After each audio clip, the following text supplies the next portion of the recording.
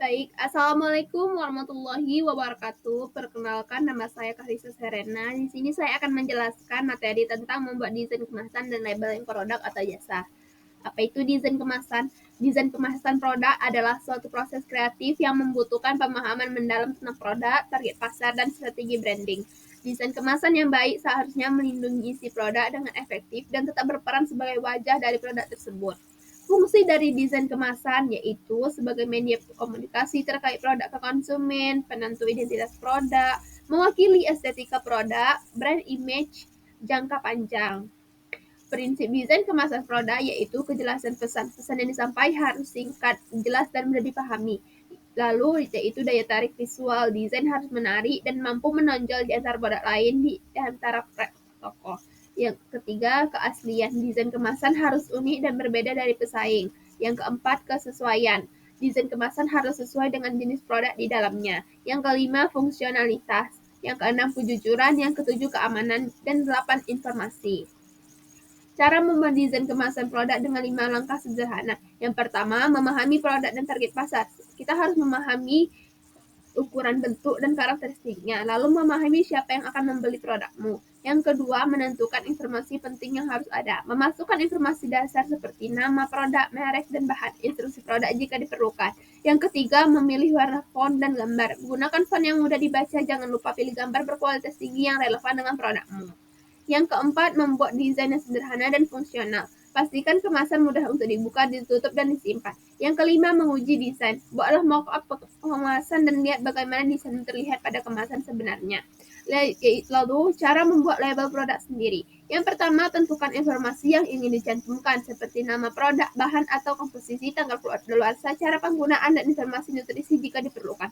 Juga cantumkan informasi kontak atau website. Yang kedua, desain label. Buat desain label produk yang menarik dan informatif sesuai dengan merek dan identitas visual perusahaan, sehingga dapat menarik perhatian konsumen dan membedakan produk kamu dari pesaing.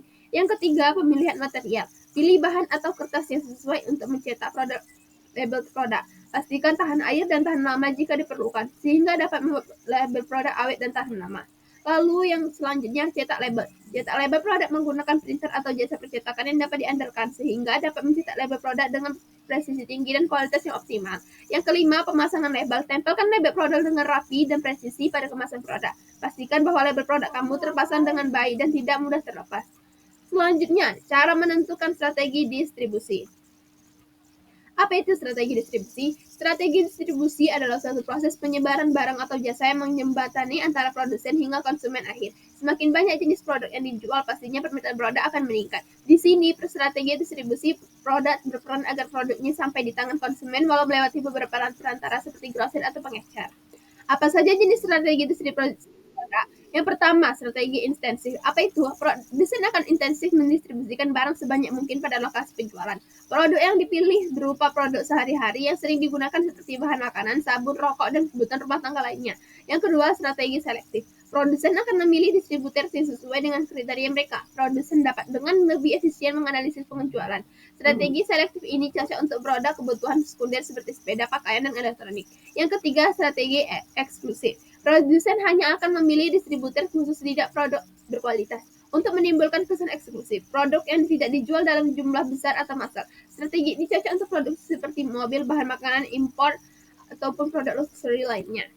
Jenis saluran dalam strategi distribusi produk. Yang pertama, produsen ke konsumen. Proses distribusi terjadi tanpa perantara tambahan. Oleh karena itu, jenis saluran ini terjadi cukup singkat karena produsen langsung berinteraksi dengan konsumen. Yang kedua, produsen, pengecer, dan konsumen. Jenis saluran ini menggunakan pengecer sebagai perantara distribusi produk. Di produsen tidak akan langsung berinteraksi dengan konsumen dan hanya mengedarkan produk ke pengecer.